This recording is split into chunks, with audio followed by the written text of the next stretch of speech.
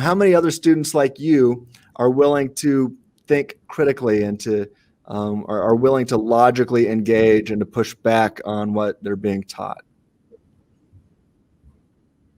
Well, I think a lot of students are thinking critically, but they're not engaging the professor with the adversarial approach that maybe I would. They are thinking critically, but they're thinking critically to agree with most of the students are thinking critically to agree with the professor. I think most college students, they do not know how to synthesize a lot of information over a long period of time like we Christians are taught to do in our Bible. We're taught how to synthesize Genesis and Deuteronomy with the New Testament. We're taught how to take a lot of historical events and connect them with theology.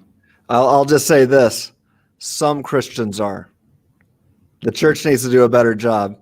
But we are, you and I are, and I try to teach my students how to do that and how to synthesize.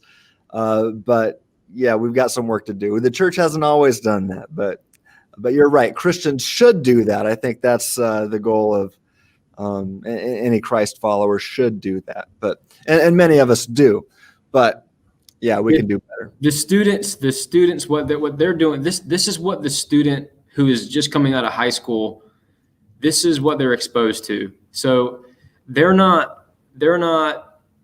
looking at the professor as someone who's going to lie to them. They're going to the professor as someone who is a doctor and they are educated, and that professor the professor has information that will make them wiser, and they are going into these classrooms trusting what the professor says. And so they're not really trying to do some extra research that looks at a different side of history from what the professor is saying. More students do not have the time to research another perspective, because think about it.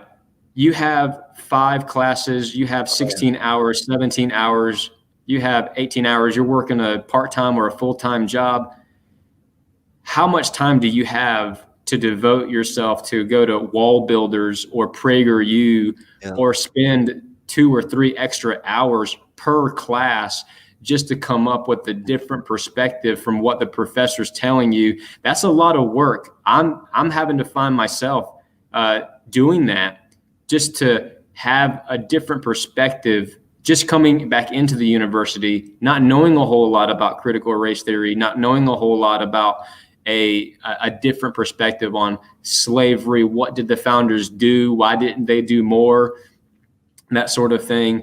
And I have answers for those, but it takes time, and students really, they're really pressed to come up with other views in the classroom. They're only given one view. They're only given one side. And let me put it like this. Let me say this. You go to a classroom and the professor tells you that Christians went to Africa, kidnapped Africans, brought them to the Caribbeans, and treated them horribly, and then brought them to Virginia and brought them to South Carolina. And these were Christian people. Well, you never heard that in your life. And then you hear that, the Spanish Christians came over to the Americas and they gained the trust of the Native Americans. And these Christians gained the trust of the Mississippi Indians, but then they betrayed them over silver and gold and lied to them. These were Christians, and you don't really want to ask questions as a student. You just want to get a good grade, and so you'll put that in the paper. And the more you hear something over and over again, these seeds begin to take root and grow, and you start to believe something over and over that you've heard over and over and over again. Yeah. And It's crazy how you just hear something over and over and over again, and you start to believe it. But here's another thing: when you start hearing a one-sided view of history, the professor does this. This is clever. The professor does this. He or she will ask the class, "Have you ever heard of this before?" What do you think the answer is? No. And then the student will say, "I don't know why my high school teacher didn't tell me this, or I didn't know why I didn't learn this before." And then the professor says, "What if I told you that no one wanted you to know how Christians treated the Native Americans, or how Christians went over to Africa and kidnapped the Africans and made them slaves? No one told you that because they didn't want you to know. How does that make you feel?" That is a very clever tactic when you're just teaching one side of history to students, planting a seed of bigotry and contempt and animosity against Christians, against capitalism, because capitalism's tied in there too. It's the Constitution, conservatism, Christians, and capitalism that's being attacked. And so you push back, though. You push back when you hear that stuff. And how does that, do you plan? I mean, we're getting ready for a new school year coming up. How do you plan to push back? And what's your plans for this next year? What's going to happen? So one of the tactics that I use in the classroom is to ask the professor where they're coming up with the information that they're just synthesizing from the articles or from the magazines or from the textbooks. For example, we were talking about Confederate statues one time. We had been given an article from a freelance journalist. Brian Palmer was the author, and the professor, she said in class, and I'm not saying Confederate statues need to be upheld. That's a conversation for another time. But I am more concerned with how the professor is teaching the class, and I'm wanting to know where she got this information. And I challenged the professor, and actually, this was day one. You have to set the tone on day one. Wow. For all your classes. You have got to let your teacher, professor know that you are going to come in there and you are going to stand your ground, and you are going to call out wrong for wrong, and you're not going to stand for it. And it'll make your semester a lot better, because here's what I did. I asked the professor about the Confederate, statues, and I agreed with the professor that for the subject matter.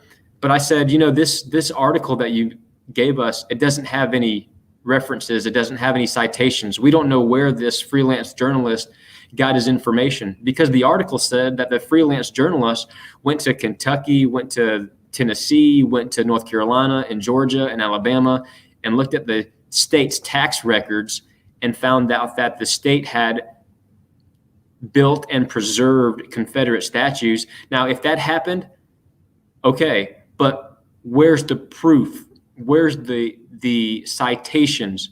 There's no citations to the information that you're giving us. And then the professor started talking with another student, and she started talking about a hierarchy. The hierarchy is not even mentioned in the article.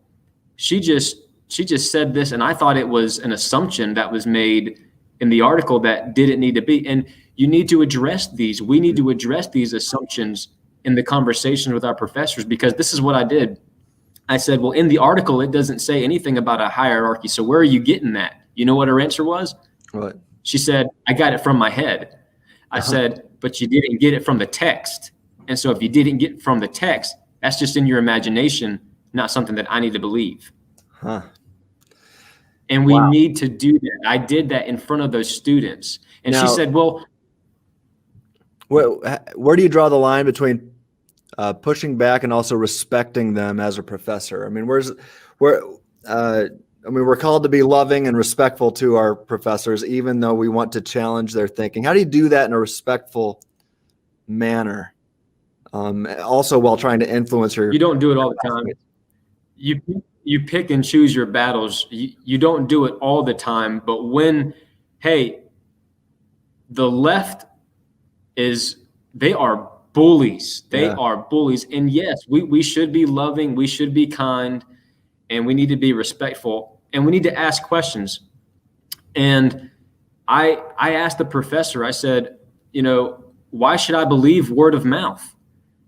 And because you have your academic freedom as a college student, you have that freedom to ask questions. You have your freedom to say what you want, and you should not be bullied by the professor, by the marketer, by the advertiser to believe something or to not say something that your conscience, that the Holy Spirit is urging you to voice out. We need to be light, but we do need to be respectful. So how do you balance that?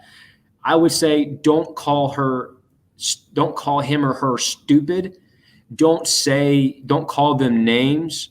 Do not give any kind of judgment calls. Do not give any value judgments.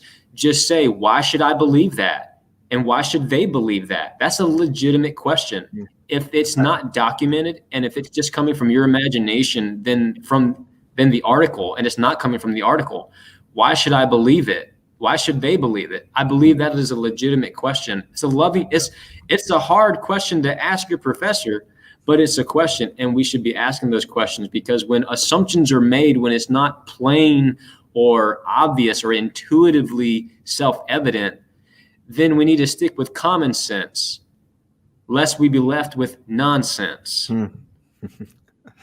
Yeah, I can remember that one. Man,